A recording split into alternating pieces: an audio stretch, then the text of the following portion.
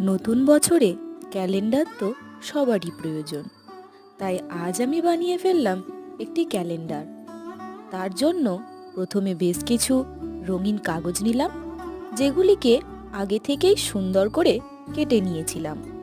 তার মধ্যে বেশ কিছু কার্টুন ক্যারেক্টার করে নিয়েছি এবং সেগুলিকে সুন্দর করে রঙও করে নিয়েছি। তারপর প্রতিটি মাস ও দিনের নাম লিখে হোলের সাহায্যে কাগজগুলিকে ফুটো করে রিং লাগিয়ে তৈরি করে নিলাম সুন্দর একটি ক্যালেন্ডার। এবং প্রথম পেজটিতে সালটি লেখার জন্য গ্লিটার পেপারের সাহায্যে 2025 সেটাও লাগিয়ে নিলাম। তৈরি হয়ে গেল না আমার সুন্দর একটি ক্যালেন্ডার। ধন্যবাদ। ভিডিওটি ভালো লাগলে অবশ্যই একটি লাইক করে দিও।